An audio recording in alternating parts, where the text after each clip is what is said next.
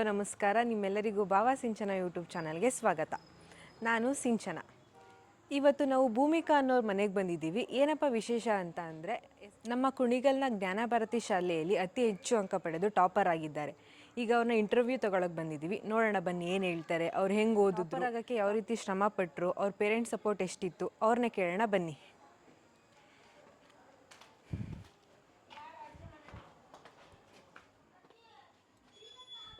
ಪ್ರಶ್ನೆ ಮನೇನೆ. Hi Bhumika, congratulations. Bhumika, ನೀವು ನಿರೀಕ್ಷೆ ಮಾಡಿದ್ರೆ ಸ್ಕೂಲಿಗೆ ಟಾಪರ್ ಆಗ್ತೀನಿ ಅಂತ? ಸ್ಕೂಲಿಗೆ ಟಾಪರ್ ಆಗ್ತೀನಿ ಅಂತ 100% ಕಾನ್ಫಿಡೆನ್ಸ್ ಇತ್ತು. ಯಾಕೆಂದರೆ ಪ್ರಿಪ್ರೇಟ್ರೀಸ್ ಎಲ್ಲ ನಾನೇ ಹೈಯೆಸ್ಟ್ ಸ್ಕೋರ್ ಮಾಡಿದ್ದೆ. ಪ್ರಿಪ್ರೇಟ್ರೀಸ್ ಅಂತ ಅಲ್ಲ, ಮುಂಚೆಯಿಂದನೂ ಯಾರಿಗೂ ಪ್ಲೇಸ್ ಬಿಟ್ಕೊಟ್ಟಿರಲಿಲ್ಲ. ಆದರೆ ಸ್ಟೇಟ್ ಲೆವೆಲ್ ರ್ಯಾಂಕಿಂಗ್ ಎಕ್ಸ್ಪೆಕ್ಟ್ ಮಾಡಿದ್ದೆ. ಅಂದರೆ 623, ಯಾಕೆಂದರೆ 620 ಆಚೆ ಈಚೆ ಆದರೂ 623 ಬರುತ್ತೆ. ತಾಲೂಕು ಲೆವೆಲ್ ರ್ಯಾಂಕ್ ಆಗಿರ್ಬೋದು, ಸ್ಟೇಟ್ ಲೆವೆಲ್ ರ್ಯಾಂಕಿಂಗ್ ಎಕ್ಸ್ಪೆಕ್ಟ್ ಮಾಡಿದ್ದೆ. ಬಟ್ ಎಲ್ಲ ಎಕ್ಸ್ಪೆಕ್ಟೇಷನ್ಸ್ ರೀಚ್ ಆಗಲಿಲ್ಲ. ನಿಮ್ಮ ಪ್ರಿಪ್ರೇಷನ್ ಜಾಸ್ತಿನೇ ಇತ್ತು. ಅಂದರೆ ಎಕ್ಸ್ಪೆಕ್ಟೆಡ್ ಮಾರ್ಕ್ಸ್ ತುಂಬಾ ಇದ್ದಿದ್ದರಿಂದ ನನಗೆ ಗೋ ಇದು 625 ಸ್ಕೋರ್ ಮಾಡಬೇಕು ಅಂತ. ಅದಕ್ಕೆ ಆನ್ಲೈನ್ ಅಂದರೆ ಅಲ್ಲಿ ಅರ್ಥ ಆಗದಿರೋದನ್ನ ಆನ್ಲೈನ್ ಕ್ಲಾಸಸ್ ತೊಗೊತಾ ಇದ್ದೆ. ಅದಾದಮೇಲೆ ಫಿಸಿಕ್ಸ್ ಎಲ್ಲ ಕಡೆಯಿಂದ ಬುಕ್ಸ್ ಎಲ್ಲ ತರಿಸ್ಕೊಂಡಿದ್ದೆ ಆನ್ಲೈನಲ್ಲಿ. ಮತ್ತು PYQs 15 ಇಯರ್ಸ್ದೆಲ್ಲ ಸಾಲ್ವ್ ಮಾಡ್ತಿದ್ದೆ. ತುಂಬ ಎಫರ್ಟ್ ಇತ್ತು. ಅದಕ್ಕೆ ಅಷ್ಟು ಬೇಜಾರಾಯಿತು, ಡಿಸಪಾಯಿಂಟ್ ಆಯಿತು. ದಿನ ಅಂದರೆ ನಮಗೆ ಬೆಳಗ್ಗೆ 7 to 6ವರೆಗೂ ಟ್ಯೂಷನ್ ಇರ್ತಿತ್ತು. 7 to 9 ಟ್ಯೂಷನ್ ಇರ್ತಿತ್ತು, ಮಾಮೂಲಿ ಕ್ಲಾಸ್ ಇರ್ತಿತ್ತು. ಅದಾದಮೇಲೆ ಮತ್ತೆ 6ವರೆಗೂ ಟ್ಯೂಷನ್ ಇರ್ತಿತ್ತು. ಸೊ 6 ಆಫ್ಟರ್ನೂನ್ ಮನೆಗೆ ಬಂದು ಹಾಫ್ ಆನ್ ಅವರ್ ಬ್ರೇಕ್ ತೊಗೊಂಡು 12ವರೆಗೂ ಓದ್ತಾಯಿದ್ದೆ ಒಂದೊಂದು ಸರ್ತಿ. ಅದಾದಮೇಲೆ ಬೆಳಗ್ಗೆ 4 o'clock ಎದ್ದು ಓದ್ತಾಯಿದ್ದೆ. ಎಕ್ಸಾಮ್ ಟೈಮಲ್ಲಿ ಡೆಲ್ಲರ್ಸ್ಗೆ ಅಂತ ಹೇಳಿಬಿಟ್ಟು ಇದು ಸ್ಪೆಷಲ್ ಕ್ಲಾಸ್ ಮಾಡಿದ್ರು. ಅವಾಗ ಮನೇಲಿ ಬಂದರೆ ಎಲ್ಲಿ ಟೈಮ್ ವೇಸ್ಟ್ ಆಗುತ್ತೋ ಅಂತ ಅಲ್ಲೇನೋ ಕೂತ್ಕೊಂಡು ಓದ್ತಾಯಿದ್ದೆ. ತುಂಬ ಎಫರ್ಟ್ ಹಾಕಿದ್ದೆ. ಈಗ ನಿಮ್ಮ ಸ್ಕೂಲ್ನಲ್ಲಿ ಟೀಚರ್ ಸಪೋರ್ಟ್ ಎಷ್ಟಿತ್ತು? ತುಂಬಾ ಇತ್ತು. ಅಂದರೆ ಯಾವಾಗಲೇ ಡೌಟ್ಸ್ ಬಂದು ಕಾಲ್ ಮಾಡಿದ್ರು ಕ್ಲಿಯರ್ ಮಾಡ್ತಾಯಿದ್ರು. ಅಲ್ಲಿ ಸ್ಕೂಲಲ್ಲಿ ಅಂತಲೇ ಅಲ್ಲ, ಈಗ ಸ್ಕೂಲಲ್ಲಿ ಒಬ್ರಿಗೆ ಸಪೋರ್ಟ್ ಮಾಡಿದ್ರೆ ಬೇರೆ ಮಕ್ಕಳಿಗೆ ಅದೇನು ಬೇಜಾರಾಗಬಾರ್ದು ಅಂತ ಇವನ್ ನಾನು ಯಾವಾಗಲೇ ಫೋನ್ ಮಾಡಿ ಕೇಳಿದ್ರು ಡೌಟ್ಸ್ ಕ್ಲಿಯರ್ ಮಾಡಿಕೊಡ್ತಾಯಿದ್ರು. ಹೊರಗಡೆಯಿಂದ ಅವರೇ ಬುಕ್ಸ್ ತರಿಸ್ಕೊಟ್ಟು ಓದಿಸಿದ್ರು. ಕೆಲವೊಂದು ಟೀಚರ್ಸ್ ಅಂತೂ ಇನ್ನೂ ಇವನ್ ಅವ್ರ ಓನ್ ಮಕ್ಕಳ ಥರ ಟ್ರೀಟ್ ಮಾಡಿದ್ದಾರೆ. ನಮ್ಮ ಕ್ಲಾಸ್ ಟೀಚರ್ KNY ಸರ್ ಆಗಿರ್ಬೋದು, ಪ್ರತಿಯೊಂದು ಅವ್ರು ಸೋಷಿಯಲ್ ತಗೋತಿದ್ರೂ ಬೇರೆ ಸಬ್ಜೆಕ್ಟ್ಸಿಂದ ಒಂದು ಟೆಸ್ಟ್ ಆದರೂ ಎಕ್ಸಾಮ್ಸ್ ಆದರೂ ಮೋಟಿವೇಟ್ ಮಾಡ್ತಾಯಿದ್ರು. ಪರವಾಗಿಲ್ಲ, ನೆಕ್ಸ್ಟ್ ಟೈಮ್ ಸ್ಕೋರ್ ಮಾಡಿ ಅಂತೇಳಿ ಮೋಟಿವೇಟ್ ಮಾಡ್ತಿದ್ರು. ಒಂದೊಂದು ಎಕ್ಸಾಮ್ ಆದಮೇಲೂ ನನಗೆ ಎಷ್ಟು ಬಂತು, ಹೆಂಗೆ ಮಾಡಿದೆ, ಅವ್ರ ಸಬ್ಜೆಕ್ಟ್ ಅಂತ ಮಾತ್ರ ಸ್ಟಿಕ್ ಆನ್ ಆಗ್ತಿರ್ಲಿಲ್ಲ. ಎಲ್ಲ ಸಬ್ಜೆಕ್ಟ್ಸ್ಗೂ ಪ್ರಿಫರ್ ಮಾಡ್ತಿದ್ರು, ಹೇಳ್ಕೊಡ್ತಿದ್ರು. ಇಂಗ್ಲೀಷು ಫೋನ್ ಮಾಡಿ ಅವರು ಹೇಳ್ಕೊಡ್ತಾಯಿದ್ರು. ಮತ್ತು ನಮ್ಮ KGP ಸರ್ ಮ್ಯಾಥ್ಸ್ ತುಂಬ ಚೆನ್ನಾಗಿ ಹೇಳ್ಕೊಟ್ಟಿದ್ದಾರೆ. ನನ್ನ ಫೇವ್ರೇಟ್ ಸಬ್ಜೆಕ್ಟ್ ಮ್ಯಾಥ್ಸ್. ಯಾವಾಗಲೇ ಕಷ್ಟ ಇರೋ ಸಬ್ಜೆಕ್ಟ್ನ ಈಸಿ ಮಾಡಿದ್ರು. ತುಂಬ ಚೆನ್ನಾಗಿ ಪಾಠ ಮಾಡಿದ್ದಾರೆ, ತುಂಬ ಚೆನ್ನಾಗಿ ಗೈಡ್ ಮಾಡಿದ್ದಾರೆ KGP ಸರ್. ಅವ್ರನ್ನ ನೆನೆಸ್ಕೊಳ್ಬೇಕು. ಎಲ್ಲರೂ ಸಪೋರ್ಟ್ ಮಾಡಿದ್ದಾರೆ. ಈಗ ಎಲ್ಲರದ್ದು ನೇಮ್ ತಗೊಳಕ್ಕಾಗ್ತಿಲ್ಲ, ಆದರೆ ಎಲ್ಲ ಏನೂ ಡೌಟ್ಸ್ ಬಂದರೂ ಕ್ಲಿಯರ್ ಮಾಡಿಕೊಡ್ತಿದ್ರು. ಯಾವುದೇ ರೀತಿ ಯಾವಾಗಲೂ ಇಲ್ಲ ಅಂತ ಯಾವತ್ತೂ ಹೇಳಿಲ್ಲ. ಇನ್ನೂ ಎಕ್ಸ್ಟ್ರಾ ಹೇಳ್ಕೊಡೋಕ್ಕೆ ಟ್ರೈ ಮಾಡ್ತಾಯಿದ್ರು. ತೃತೀಯ ಭಾಷೆ ನಿಮಗೆ ಕನ್ಫ್ಯೂಷನ್ ಆಗಲಿಲ್ವಾ? ಅಂದರೆ ಕೋರ್ಟ್ ಅಂದರೆ ಇವರು ಸರ್ಕಾರದವ್ರು ಆದೇಶ ಮಾಡಿದಾಗ ಟೀಚರ್ಸ್ ಫೋನ್ ಮಾಡಿದರು. ಜಾಸ್ತಿ ಇಂಪಾರ್ಟೆಂಟ್ ಸೋಷಿಯಲಿ ಕೊಡುವಾಗ ಗ್ರೇಡ್ ಅಂತ ಹೇಳಿದ್ದಾರೆ. ಇಷ್ಟು ವರ್ಷದಿಂದ 1 ವರ್ಷದ ಪೂರ್ತಿ ಓದಿದ್ಯಾ, ಹೇಗೆ ಕೊಟ್ಟರು ಬರಿಬೋದು, ಸೋಷಲ್ಗೆ ಜಾಸ್ತಿ ಪ್ರಿಫರೆನ್ಸ್ ಕೊಡು ಅಂತ ಹೇಳಿದ್ರು. ನಾನು ಸೋಷಲ್ಗೆ ಜಾಸ್ತಿ ಪ್ರಿಫರೆನ್ಸ್ ಕೊಟ್ಟೆ. ಹಿಂದಿ ಅಷ್ಟು ತಲೆ ಕೆಡಿಸ್ಕೊಳ್ಳೋದಕ್ಕೆ ಹೋಗಲಿಲ್ಲ. ಹಾಫ್ ಡೇ ಮಾತ್ರ ಅದನ್ನು ಓದಿದೆ. ಅಂದರೆ ಹಿಂದಿ ಸ್ವಲ್ಪ ಕಷ್ಟ ಇದ್ದಿದ್ದರಿಂದ ಜಾಸ್ತಿ ಪ್ರಾಕ್ಟೀಸ್ ಮಾಡಿದ್ದೆ ಹಿಂದಿನ. ಸೊ ಜಾಸ್ತಿ ಪ್ರಾಕ್ಟೀಸ್ ಮಾಡಿದ್ರಿಂದ ಅಲ್ಲಿ ಎಕ್ಸ್ಪೆಕ್ಟೆಡ್ ಕ್ವಶನ್ಸೇ ಇತ್ತು. ಸೊ ಚೆನ್ನಾಗಿ ಮಾಡಿದೆ. ಹಿಂದಿ ಸ್ಯಾಟಿಸ್ಫೈಡ್ ಇದೆ ನನಗೆ. ಗೌರ್ಮೆಂಟ್ ಹಾಗೆ ಮಾಡಬಾರ್ದಿತ್ತು, ಯಾಕೆಂದರೆ ಎಷ್ಟೋ ಜನ ಅದರಿಂದ ಸ್ಕೋರ್ಸ್ ಹೋಗಿದೆ. ಈ ಸರ್ತಿ ತುಂಬ ಡಿಸ್ಟರ್ಬೆನ್ಸ್ ಆಯಿತು. ಅಂದರೆ ಒಂದು ಸರ್ತಿ ಇದೆ ಅಂತಿದ್ರು, ಇಲ್ಲ ಅಂತಿದ್ರು, ಗ್ರೇಡು ಸ್ಕೋರ್ ಅಂತ ಮಕ್ಳಿಗೆ ತುಂಬಾ ಕನ್ಫ್ಯೂಷನ್ ಮಾಡಿದ್ರು. ಆ ವಿಚಾರದಲ್ಲಿ ತುಂಬ ಬೇಜಾರಿದೆ. ಈಗ ಓದೋದು ಬಿಟ್ಟು ನಿಮಗೆ ಬೇರೆ ಬೇರೆ ಯಾವ್ಯಾವ ಹವ್ಯಾಸಗಳಿದೆ? ಅಂದರೆ ನಾನು ಜಾಸ್ತಿ ಪ್ರಿಫರೆನ್ಸ್ ಓದಿಗೆ ಕೊಡ್ತಾಯಿದ್ದೆ. ಅಂದರೆ ನನ್ನ ಬ್ರೇಕಿಗೋಸ್ಕರ ಡ್ಯಾನ್ಸ್ ತುಂಬ ಇಷ್ಟ.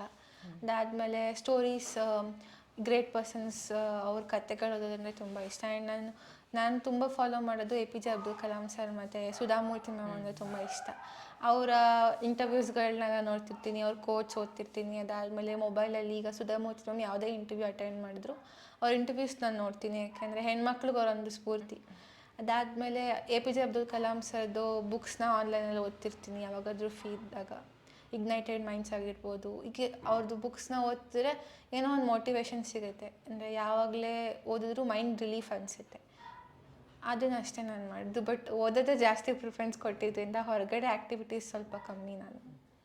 ಆ್ಯಂಕರಿಂಗ್ ಅಂದರೆ ಸ್ಕೂಲಲ್ಲಿ ಆ್ಯಕ್ಟಿವಿಟೀಸಲ್ಲಿ ಇದ್ದೆ. ಆ್ಯಂಕರಿಂಗ್ ಆಗಿರ್ಬೋದು, ಸ್ಪೀಚ್ ಆಗಿರ್ಬೋದು, ಯಾವುದಕ್ಕೆ ಕೊಟ್ಟರು ಪಾರ್ಟಿಸಿಪೇಟ್ ಮಾಡ್ತಾಯಿದ್ದೆ. ಕ್ವಿಝ್ ಅಂದರೆ ತುಂಬ ಇಷ್ಟ, ಕ್ವಿಝಲ್ಲಿ ಪಾರ್ಟಿಸಿಪೇಟ್ ಮಾಡ್ತಿದ್ದೆ. ಈ ಸತಿ ಕ್ವಿಝಲ್ಲೂ ಫಸ್ಟ್ ಪ್ರೈಸ್ ಬಂದಿತ್ತು ನಮ್ಮ ಸ್ಕೂಲಲ್ಲಿ ನಾವು ಪಾರ್ಟಿಸಿಪೇಟ್ ಮಾಡಿದಾಗ ತಾಲೂಕು ಲೆವೆಲಲ್ಲಿ. ಕ್ವಿಝ್ ತುಂಬ ಇಷ್ಟ, ಎಲ್ಲೇ ಕ್ವಿಝ್ ಇದ್ರೂ ಸೇರ್ಕೊತಿದ್ದೆ. ನಿಮ್ಮ ಮನೇಲಿ ಅಪ್ಪ ಅಮ್ಮನ ಸಪೋರ್ಟ್ ಹೇಗಿತ್ತು? ಅವ್ರು ಎಷ್ಟು ಖುಷಿಪಟ್ಟರು? ಅಪ್ಪ ಅಮ್ಮ ತುಂಬ ಸಪೋರ್ಟ್ ಮಾಡಿದ್ದಾರೆ. ಅವ್ರ ಸಪೋರ್ಟ್ ಇಲ್ಲ ಅಂದಿದ್ರೆ ಇಷ್ಟು ಸ್ಕೋರ್ ಮಾಡೋಕ್ಕಾಗ್ತಿರ್ಲಿಲ್ಲ.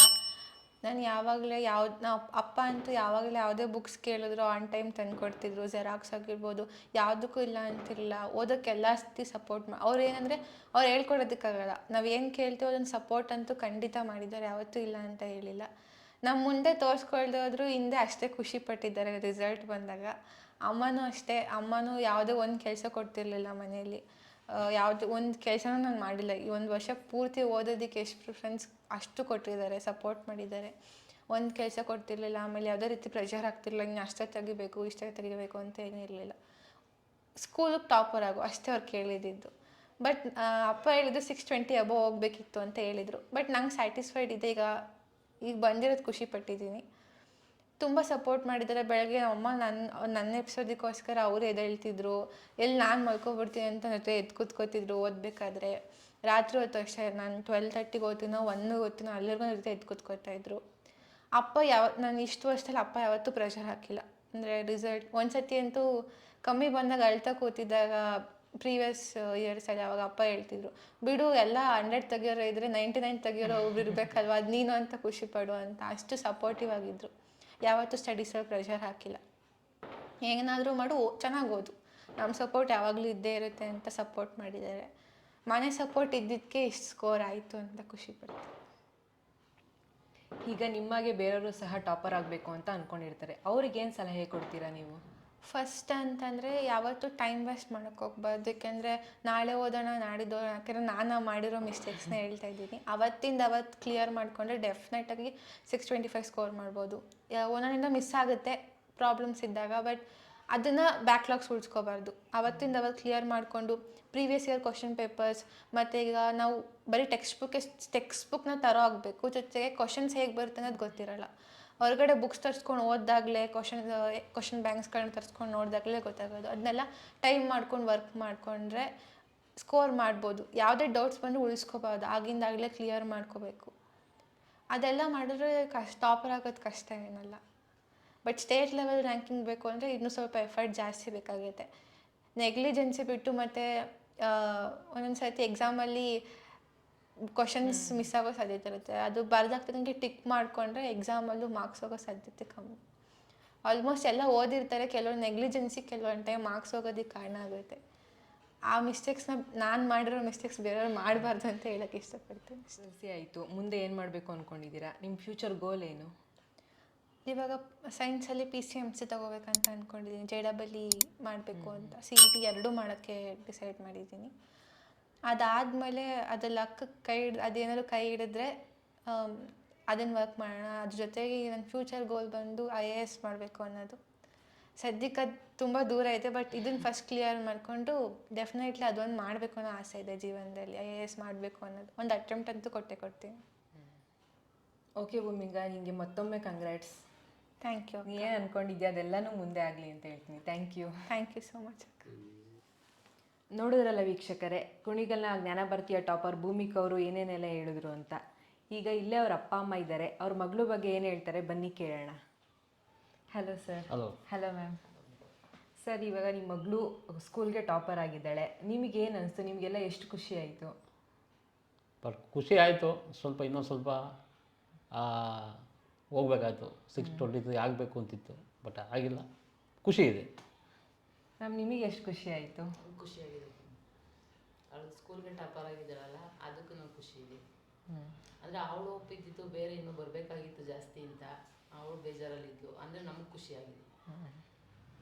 ಸರ್, ನೀವೇನು ಮಾಡ್ಕೊಂಡಿದ್ದೀರಾ? ಮೇಡಮ್, ನಮ್ಮದು 2 ಉದ್ಯೋಗ ಇದೆ. ಎಲೆಕ್ಟ್ರಾನಿಕ್ಕು ಮಾಡ್ತಾ ಇದ್ದೀನಿ, ಜೊತೆಯಲ್ಲಿ ಆಟೋನೂ ಇದೆ. 2 in 1 ಇದೆ. ಮ್ಯಾಮ್ ನೀವು ಹೌಸ್ ವೈಫ್. ಭೂಮಿಕಾ ಟಾಪರ್ ಆಗೋಕ್ಕೆ ನೀವು ಸಹ ಕಾರಣ ಆಗಿರ್ತೀರಾ. ಅವ್ರ ಮನೇಲಿ ಹೇಗೆ ಓದ್ತಿದ್ರು, ಅವ್ರ ಆ್ಯಕ್ಟಿವಿಟಿ ಎಲ್ಲ ಹೆಂಗೆ ಇತ್ತು? ನಾವು ಬೆಳಗ್ಗೆ ಎದ್ರೆ ಹೋದ್ರೆ ಮತ್ತು ನೈಟೇ ಬರೋದು ಎಲ್ಲ ಮನೇಲಿ ನೋಡ್ಕೊತಾ ಇದ್ರು. ಬಟ್ ಎಫರ್ಟ್ ಅಂತೂ ಆಗ ತುಂಬ ಚೆನ್ನಾಗಿ ಓದ್ತಾ ಇದ್ಲು. ನಾನು ಮನೆಗೆ ಬಂದು ಇನ್ನೂ ಓದ್ತಾ ಇದ್ಲು, ತುಂಬ ಚೆನ್ನಾಗಿ ಓದ್ತಾ ಇದ್ಲು. ಅದು ಮಿಕ್ಕಿದ್ರೆ ಮನೇಲಿ ನೋಡ್ಕೊತಾ ಇದ್ಲು. ಮ್ಯಾಮ್ ನೀವು ಹೇಳಿ, ಹೇಗಿತ್ತು ಪ್ರಿಪ್ರೇಷನ್ ಎಲ್ಲ? ಪ್ರಿಪ್ರೇಷನ್ ಚೆನ್ನಾಗೇ ಮಾಡ್ತಿದ್ವು ಮ್ಯಾಮ್. ನಾವೇನು ಹೇಳೋಗಿರಲಿಲ್ಲ ಅವಳಿಗೆ ಓದೋದ್ರ ಬಗ್ಗೆ. 4 ಗಂಟೆಗೆ ಎದ್ದೇಳಬೇಕು ಅಂತ ಹೇಳಿದ್ರೆ ಅಷ್ಟೊತ್ತಿಗೆ ನಾನು ಎಬ್ಬರಿಸ್ತೀನಿ. ಅವಳ ಜೊತೆ ನಾನು ಕೂತ್ಕೊಳ್ಳೀನಿ, ಕಾಫಿ ಟೀ ಮಾಡ್ಕೊಡೋದು, ನಿದ್ದೆ ಮಾಡ್ತಾಳೆ ಅಂತ ಓದ್ತಿದ್ಲು. ಓದೋದ್ರ ಬಗ್ಗೆ ಅವಳಿಗೇನು ನಾವು ಬಲವಂತ ಮಾಡೋಂಗಿರಲಿಲ್ಲ. ಚೆನ್ನಾಗಿ ಓದೋದು. ನೈಟು ಅಷ್ಟೇನೆ 12 ಗಂಟೆ ತನಕ ಓದೋಳು. ಬೆಳಗ್ಗೆ ಓದಬೇಕು ಅಂದ್ರೂ ಆವಾಗಲೂ ಓದೋಳು. ಏನು ಅಷ್ಟು ನಿದ್ದೆ ಮಾಡಿಲ್ಲ ಅವಳು.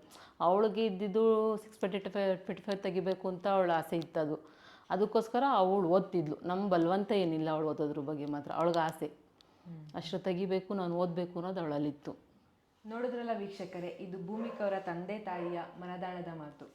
ನೋಡಿದ್ರಲ್ಲ ವೀಕ್ಷಕರೇ, ಕುಣಿಗಲ್ನ ಜ್ಞಾನಭಾರತಿಯ ಟಾಪರ್ ಭೂಮಿಕಾ ಅವರು ಏನೇನೆಲ್ಲ ಹೇಳಿದ್ರು, ಅವ್ರು ಯಾವ ರೀತಿ ಪ್ರಿಪೇರ್ ಆಗಿದ್ರು ಎಕ್ಸಾಮ್ಗೆ, ಅವ್ರು ಟಾಪರ್ ಆಗೋಕ್ಕೆ ಏನೇನೆಲ್ಲ ಹೆಂಗೆ ಓದ್ತಾ ಇದ್ರು ಅಂತೆಲ್ಲ ನೋಡಿದ್ರಿ ಅಲ್ವಾ ವೀಕ್ಷಕರೇ? ಭೂಮಿಕಾ ಅವ್ರ ಬಗ್ಗೆ ಅವರ ಶಿಕ್ಷಣ ಸಂಸ್ಥೆಯವರು ಏನು ಹೇಳ್ತಾರೆ ಕೇಳೋಣ ಬನ್ನಿ. ಒಕ್ಕಲಿಗರ ಸಂಘ ಕುಣಿಗಲ್ನ ವತಿಯಿಂದ ನಡೀತಾ ಇರ್ತಕ್ಕಂಥ ಜ್ಞಾನಭಾರತಿ ವಿದ್ಯಾಸಂಸ್ಥೆ ತಾಲೂಕಿನಲ್ಲಿ ಒಂದು ಪ್ರತಿಷ್ಠಿತ ಸಂಸ್ಥೆಯಾಗಿ ಹೊರಹೊಮ್ಮಿರ್ತಕ್ಕಂಥದ್ದು ಎಲ್ಲ ಸರ್ವರು ತಿಳಿದಂಥ ವಿಷಯವಾಗಿದೆ. 100ಕ್ಕೆ 100 ತೇರ್ಗಡೆ ಹೊಂದಿರತಕ್ಕಂಥ ಫಲಿತಾಂಶವನ್ನು ನಾವು SSLC ಮತ್ತು PUC ಎರಡೂ ಕಡೆ ನಾವು ಪಡೆದಿದ್ದೇವೆ. ಇದರಲ್ಲಿ SSLCನಲ್ಲಿ ಭೂಮಿಕಾ ಅನ್ನತಕ್ಕಂಥ ಒಂದು ಹೆಣ್ಣುಮಗಳು ಸನ್ಮಾನ್ಯ ರಂಗನಾಥ್ ಮತ್ತು ನಾಗರತ್ನಮ್ಮರವರ ಸುಪುತ್ರಿ ನಮ್ಮಲ್ಲಿ 99.4% ಅಂಕಗಳನ್ನು ಪಡೆದು ನಮ್ಮ ಸಂಸ್ಥೆಗೆ ಪ್ರಥಮ ಸ್ಥಾನದಲ್ಲಿರ್ತಕ್ಕಂಥದ್ದನ್ನು ತಾವೆಲ್ಲ ಪರಿಗಣಿಸಿದ್ದೀರಿ. ಆ ಮಗಳು ಓದ್ತಾ ಇರಬೇಕಾದ್ರೆ ನಾವು ಆಕೆ ಚಲನವಲನಗಳನ್ನು ನೋಡ್ತಾ ಇದ್ದು, ಅದು ಪಾಠ ಪ್ರವಚನ ಅಷ್ಟೇ ಅಲ್ಲ, ಸಾಂಸ್ಕೃತಿಕ ಕಾರ್ಯಕ್ರಮಗಳದ್ದು ಅವಳಿಗೆ ಮುಂದೆ ಇತ್ತು. ಅವಳಿಗೆ ನಾವು ಬೇಕಾದಂಥ ಪ್ರೋತ್ಸಾಹವನ್ನು ಕೊಟ್ಟು ಆ ಪ್ರೋತ್ಸಾಹದ ಫಲ ಇವತ್ತು ನಮ್ಗೆ ಸಿಕ್ಕಿದೆ. ಅದೇ ರೀತಿ ಆ ಹುಡುಗಿಯ ಶ್ರಮ ಭಾಳ ಇದೆ. ಅಷ್ಟು ಆ ಹೆಣ್ಮಗಳ ವಿದ್ಯಾರ್ಥಿಯ ಶ್ರಮ, ತಂದೆ ತಾಯಿಗಳ ಪ್ರೋತ್ಸಾಹ, ನಮ್ಮ ಶಾಲಾ ಶಿಕ್ಷಕ ವೃಂದದವರ ಒಂದು ಒತ್ತಾಸೆ, ಅವರಿಗೆ ಕೊಟ್ಟಿರ್ತಕ್ಕಂಥ ಪಾಠ ಪ್ರವಚನಗಳ ಒಂದು ತಿಳುವಳಿಕೆಯಿಂದ ಹೆಣ್ಮಗಳು ಇವತ್ತು ಅತ್ಯುನ್ನತವಾದಂಥ ಅಂಕಗಳನ್ನು ಪಡೆದು ಹೊರಬಿದ್ದಾರೆ. ನಮಸ್ಕಾರ, ಎಲ್ಲರಿಗೂ ನಮಸ್ಕಾರ.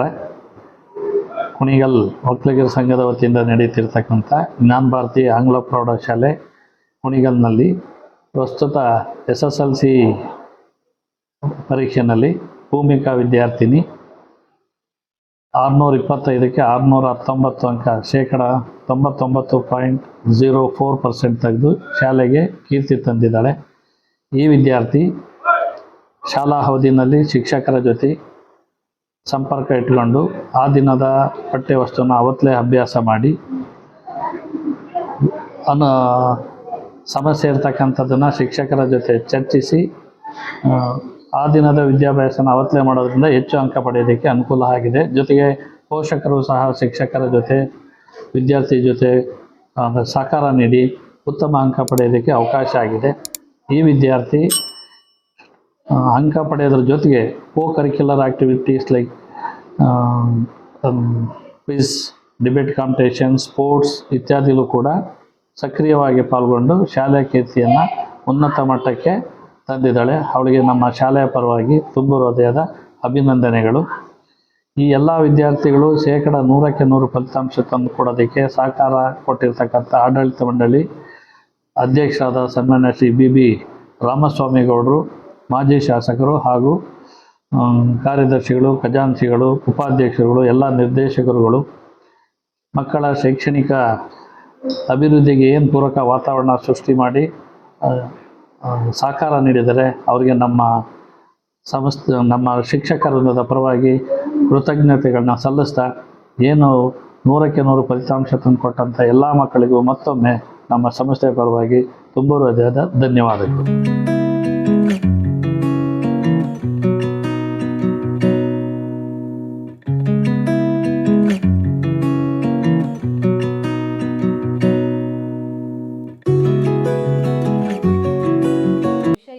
ನಿಮಗೆ ಉಪಯೋಗ ಆಗುತ್ತೆ ಅಂತ ಅನ್ಕೋತೀನಿ ಮತ್ತು ಇಷ್ಟ ಆಗಿದೆ ಅಂತ ಅನ್ಕೋತೀನಿ.